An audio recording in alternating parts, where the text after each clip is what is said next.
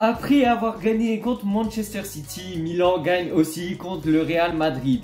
Bon, avant toute chose, je vais vous demander de ne pas trop vous exalter devant cette victoire parce que, bon, ça reste un match de préparation en plein milieu du mois de... Enfin, entre août et juillet, enfin, entre juillet et août.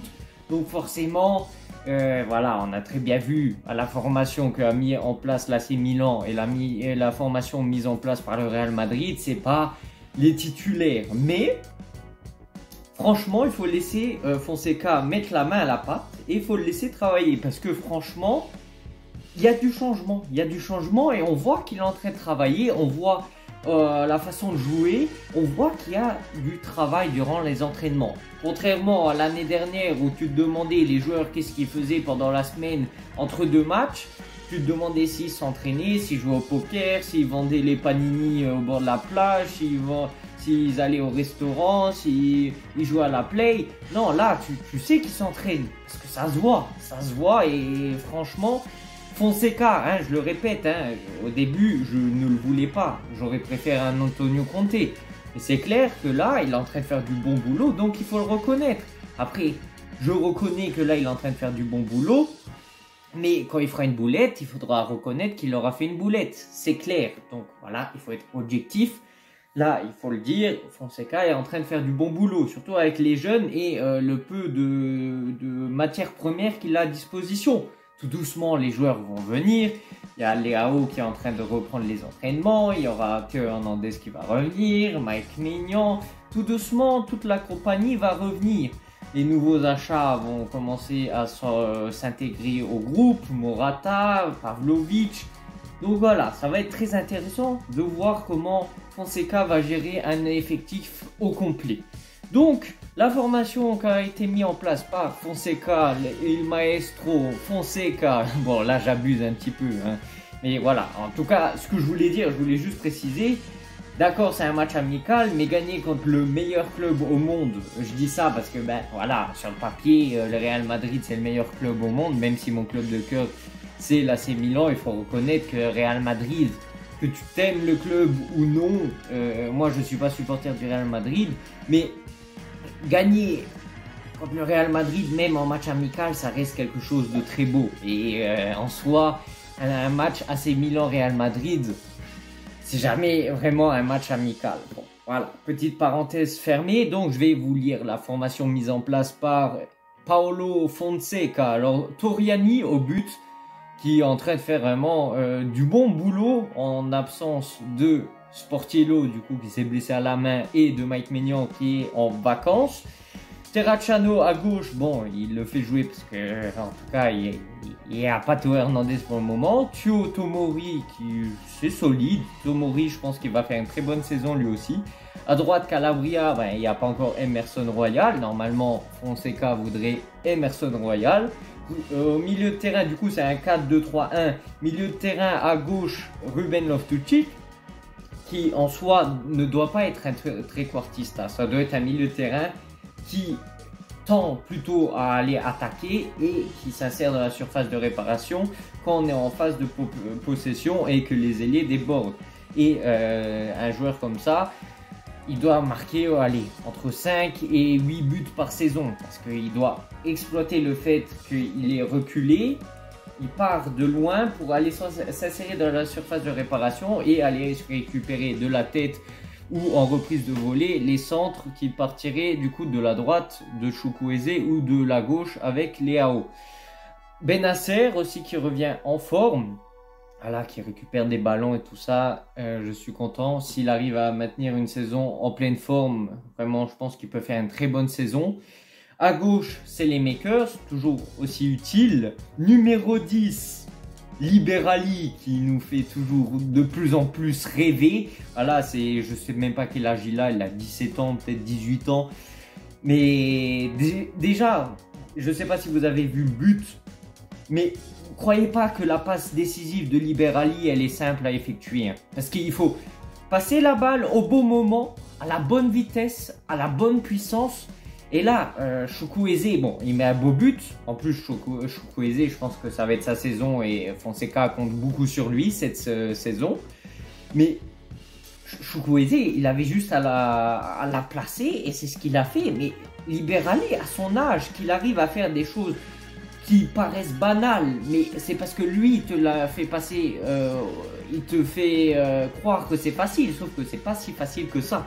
Et je pense que ça va être un taulier du Milan Futuro, du coup, qui vont jouer en série C. Et je pense qu'il faudra le faire jouer certainement très souvent avec l'équipe première. Mais en tout cas, à son poste, on a compris qu'il y aura Pulisic en temps normal qui va jouer à ce poste. Et on a Trequarta, du coup, avec des trequartistes. À gauche, Leao, numéro 10, Pulisic et Chukwueze, avec en pointe Alvaro Morata. Du coup, c'est là où on comprend l'utilité de Alvaro Morata. Parce que l'année dernière, on n'arrêtait pas de le demander. Même moi, sur ma chaîne YouTube, je disais, mais pourquoi on fait pas, on a Trequarta avec Leao à gauche, numéro 10 Pulisic et Chukwueze à droite. Pourquoi? Non, le gars, enfin Pioli, voilà, après chacun sa façon de jouer.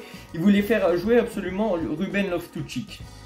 Ok, mais là, on l'a très bien compris que ce trident-là, ce trident de la Trequarta, il est dévastant.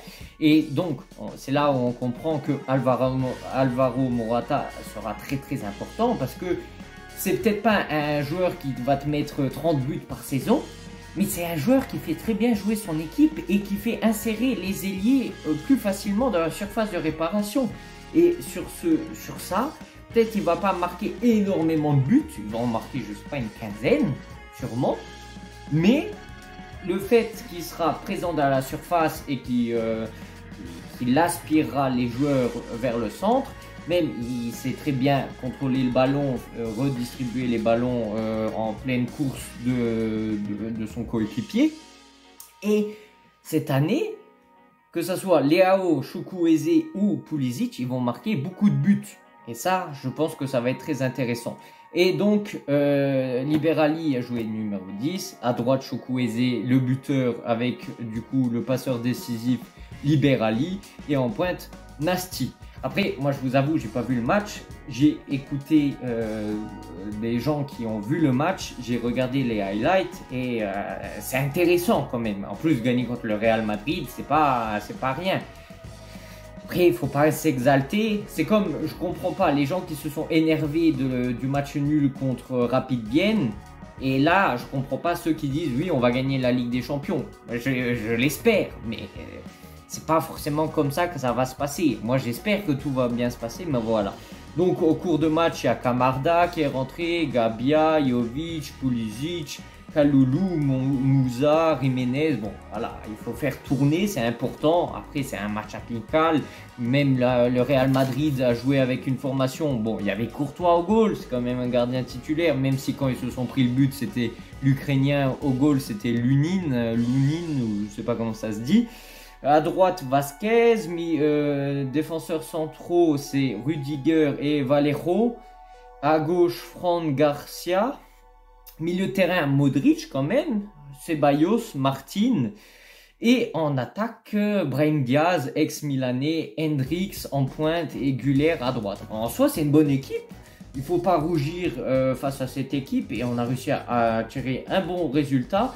Mais moi, un truc qui m'intéresse le plus, c'est que quand Fonseca s'est présenté, il avait dit qu'il pointerait vraiment sur le pressing. Sauf que Pioli, les dernières saisons, essayait aussi de faire du pressing. Sauf que c'était un pressing tellement mal organisé que ça faisait du coup les 4 défenseurs plus Benasser devant la défense et tout le reste de l'équipe qui allait au pressing. Sauf que c'était pas coordonné et au milieu de terrain, il y avait le néant. Il n'y avait plus rien. Donc une fois que les adversaires avaient passé la première ligne défensive, ben, ils avaient tout le terrain de libre. Sauf que là, j'ai l'impression que Fonseca est en train de faire un bon travail de pressing, très organisé, et ça met en très grande difficulté l'adversaire. Après, dans ce match, on a gagné 1-0, mais on était plus proche du 2-0 pour nous que du 1-1 pour le Real. Donc ça, c'est aussi intéressant, même si le Real a failli marquer un moment. D'où l'utilité de Toriani dans ce match. Il a fait des très beaux arrêts, c'était très intéressant de le voir alors qu'il a quoi, seulement 19 ans. Même si normalement Milan devrait aller chercher un deuxième gardien pour être sûr, mais en soi Toriani, je pense que c'est un très bon gardien et qu'il pourra il pourra alterner entre Milan Futuro et la première équipe. Et quand tu sais qu'un jeune joueur de son âge joue, enfin du moins s'entraîne avec Mike Maignan, il pourra que s'améliorer. Donc franchement ça c'est un point positif. Donc je voulais aussi en venir, qu'est-ce que je voulais dire? Je voulais dire qu'il y a des points intéressants. Donc Chukwueze qui est en pleine forme, je pense que cette saison il va faire beaucoup de bien. Et voilà. Et je pense que c'est très important que Fonseca travaille beaucoup avec les jeunes, parce qu'il l'a dit en se présentant lors de la conférence de presse, qu'il aimait bien jouer avec les jeunes, faire croître les jeunes. Et là, c'est ce qu'il est en train de faire. Après, c'est clair que c'est l'été, il manque la plupart de l'équipe, donc ils sont obligés de prendre des gens de la Primavera. Mais je pense que cette saison, on pourra voir aussi beaucoup les joueurs de la Primavera, enfin de la Primavera, du moins de Milan Futuro, venir s'intégrer à l'équipe première. Et je pense que ça va vraiment faire un déclic sur leur croissance. Parce qu'on se demande souvent, pourquoi Lamine Yamal à son âge il est aussi bon? Pourquoi Mbappé quand il avait 18 ans il était aussi bon? Pourquoi Zaïre Henry ou je sais pas là le gars, j'arrive jamais à retenir son nom, mais le milieu de terrain du Paris Saint-Germain il est aussi bon? Mais parce que ce n'est pas seulement à 18 ans qu'ils ont été lancés en équipe première et qu'ils ont dit tiens tu deviens titulaire. C'est parce que en amont les équipes les faisaient régulièrement venir en équipe première. Ils les faisaient entraîner avec l'équipe première. Ils leur faisaient jouer quelques matchs importants. Des fois des matchs qui étaient déjà clôturés où il y avait 3-0 par exemple, ben, ils les faisaient rentrer en fin de match. Mais c'est comme ça que tu donnes de l'expérience aux jeunes joueurs. Et donc c'est comme ça que aussitôt ils se révèlent. Sauf que le problème en Italie, je reviens là-dessus, c'est que les entraîneurs, ils ont du mal à faire confiance aux jeunes. Je sais pas, c'est dans la mentalité italienne. Dans aucun club, il y a des moins de 20 ans qui jouent. Alors que au Barça, dans les autres championnats, surtout en Ligue 1, ça c'est tout à fait naturel que dès que un joueur est assez bon pour rentrer en équipe première, même si c'est pour rentrer en tant que remplaçant, le fait d'entraîner ces joueurs avec des gens qui sont titulaires, qui ont de l'expérience, ça fait en sorte qu'ils s'améliorent énormément. Donc si de ce point de vue-là, Fonseca arrive à faire encore plus croître des joueurs comme Camarda, comme Kevin Zeroli, comme Jiménez, comme Liberali, mais franchement, je pense que là, il peut y avoir des grands joueurs qui peuvent être formés à l'AC Milan et ça fait plaisir de voir qu'enfin, il y a un projet qui est bien fondé, qui est bien avec des bases solides. Et c'est pour ça, d'où l'importance d'avoir créé, d'avoir inscrit l'équipe Milan Futuro en série C, parce que les joueurs, ils vont jouer contre des professionnels. C'est pas juste ils vont jouer contre des joueurs de leur niveau de la Primavera. Non, là ils vont jouer contre des professionnels en série C, des darons de 30 ans qui en ont rien à cirer, ils vont leur couper les jambes. Mais c'est comme ça qu'ils vont se forger. Et donc là, de voir Liberali, je ne sais pas si vous avez vu son match est incroyable. Franchement, c'est vraiment limite, on pourrait le prendre. Bon, c'est peut-être un peu tôt, mais on pourrait le prendre comme doublure de Pulisic. Bon, si, moi j'ai envie d'aller prendre Samardzic, mais c'est sûr qu'il faudra le faire souvent jouer en équipe première. Et je voulais aussi en revenir que les ailiers. Comment Fonseca fait jouer ses ailiers, il les fait jouer très larges sur les côtés et donc ça fait que il y a beaucoup d'espace qui se crée et le fait que des joueurs comme Théo Hernandez, qui pourront du coup aller renforcer les ailes, je pense que là ça fera beaucoup de différence. Et là, d'où l'importance de quelqu'un qui fait de très bonnes transversales, parce que souvent le jeu, s'il est orienté à gauche, il y aura soit Chukwueze à droite qui va être libre, et là il faudra être bon pour faire des bonnes transversales pour aller directement percer la ligne défensive. Et je pense que ça sera fondamental dans le jeu de Fonseca de passer par au-dessus de la défense. Quelque chose qu'on ne voyait presque jamais avec Stefano Pioli. Mais en tout cas, voilà, je suis content de voir qu'il y a du boulot qui est fait, qu'il y a des entraînements, que Paolo Fonseca met la main à la pâte. Et voilà. Après, moi, je dis pas que c'est devenu Carletto Ancelotti, mais c'est sûr que là, il est en train de faire de bonnes choses, donc il faut le souligner. Après, il fera des mauvaises choses et il faudra le souligner aussi. Mais pour le moment, faisons-lui confiance. Dès qu'il fera une première boulette, il ne faudra pas tout de suite aller l'attaquer. Il faut lui laisser le temps, il faut lui faire confiance. Maintenant qu'il est là, autant lui faire confiance. C'est sûr que Milan ne vont pas le virer maintenant parce qu'il perd un match amical. Et encore là, pour le moment, il est en train de gagner des matchs amicaux, chose que Pioli, la saison dernière, ne faisait pas. Après, voilà, c'est des matchs amicaux. Ça veut rien dire, mais c'est quand même intéressant de voir l'AC Milan gagner. Pour moi, tant que Milan gagne, je suis content. Après, s'ils perdent pour un match amical, je ne vais pas être là à dire révolution. Non, il faut être un peu conscient des choses et voilà.